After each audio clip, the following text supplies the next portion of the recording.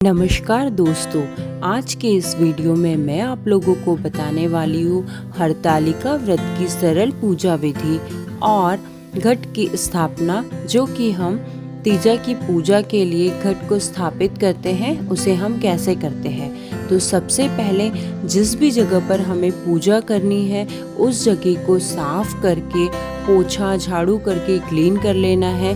इसके बाद एक छोटी सी रंगोली हमें उस जगह पर निकालनी है। तो हमारे यहाँ पर ये रंगोली आटा, हल्दी और कुमकुम को यूज करके की जाती है। इस रंगोली के ऊपर हमें पटा या चौरंग स्थापित करना है और इस पर एक स्वच्छ धुला हुआ पूजा का कपड़ा हमें बिछा देना है।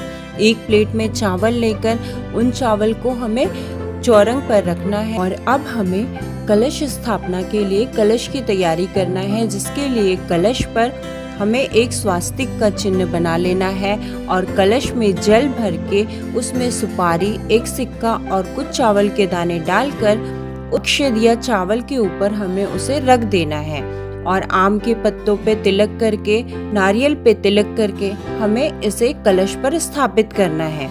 इसके पश्चात शिव और पार्वती जी को स्थापित करने के लिए हमें एक जीबा लेना है, जो कि बांस से बना हुआ होता है, और उस कोरा पीला कपड़ा बिछाकर एक केले के पत्ते का छोटा सा टुकड़ा, जो कि स्वच्छ, हमें धोकर रखना है और केले के खाम से चौरंग के चारों तरफ रख के हमें एक सुंदर सा मंडप तैयार करना है। इसके पश्चात गंगा जी का पूजन करने के लिए एक स्वच्छ धुले हुए बर्तन में हमें जल ले लेना है, जिसमें बालू डालनी है, थोड़ा सा गंगा जल डालना है और हल्दी, कुमकुम, पुष्प इत्यादि डालकर उसकी पूजा करना है। और उसमें से बालू निकालकर हमें शिव और पार्वती जी की प्रतिमा बनानी है, जिसे कि हम लोग चौरंग पर स्थापित करेंगे।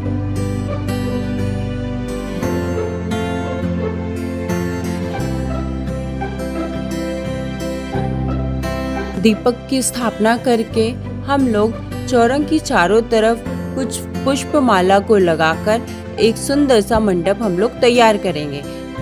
इसके पश्चात चौरंग पे ही हम लोग गणपति जी की स्थापना करेंगे और हमारे घट को एक फुरेला लगाएंगे, जिसे हम लोग पुष्प, हल्दी गांठ और दुबा ये इत्यादि लगाकर हम लोग एक सुंदर सा फुरेला तैयार करेंगे। इसके पश्चात पूजा में इस्तेमाल होने वाली सारी चीजें, आरती की थाल, पुष्प, बेलपत्र, फल, फूल, सुहाग का सामान इत्यादि को हम लोग जमा देंगे और फिर पूजा की शुरुआत करेंगे। सबसे पहले हम लोग दीपक को प्रज्वलित करेंगे, जो कि अखंड दीपक होता है, रात भर जलता है, और आरती की थाली में भी दीपक को प्रज्वलित करेंगे।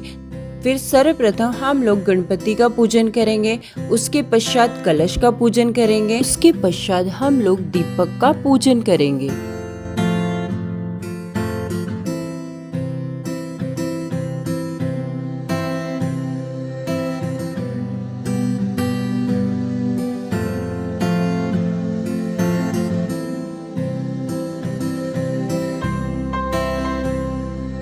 शिव जी का पूजन हम लोग पंचामृत से अभिषेक करके, गंगा जल से अभिषेक करके, हल्दी, कुमकुम, अक्षत, पुष्प और बेलपत्र और धतूरे से करेंगे। इसके पश्चात पार्वती जी का पूजन करेंगे। तत्पश्चात हम लोग धूप, दीप, नैवेद्य इत्यादि दिखाएंगे और माँ पार्वती को एक चुनरी भेंट करेंगे।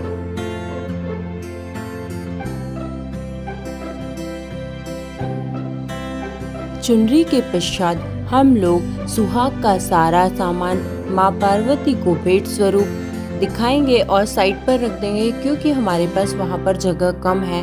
और जब भी कोई पूजा होती है तो उसमें मैं हमेशा माता रानी की ओटी भरती हूँ। उसके लिए हम लोग एक ब्लाउज का कपड़ा लेंगे और 5 मुट्ठी चावल, जिसमें हम लोग ड्राई फ्रूट, सुहाग की चीजें, ये सारा रखकर माता रानी की ओटी भरेंगे। इसके पश्चात हम लोग धूप दीप दिखाकर हाथ में पुष्प, अक्षत ये सब रख कर हरतालिका तीज व्रत की कथा को पढ़ेंगे, आरती करेंगे और अंत में कपूर जलाकर भगवान की पूजा कर भगवान को प्रणाम करते हुए इस व्रत को हम लोग संपन्न करेंगे। हरतालिका तीज के व्रत में हमारे यहाँ 5 बार पूजा होती है, जो कि अलग अलग पहर में होती है। ये थी हरतालिका व्रत की पूजा विधि जो हमारे यहाँ पर की जाती है। आपके यहाँ पर ये कैसे की जाती है मुझे कमेंट सेक्शन में बताइएगा। अगर आपको वीडियो पसंद आया हो तो लाइक कीजिएगा और कमेंट सेक्शन में हर हर महादेव जरूर लिखिएगा।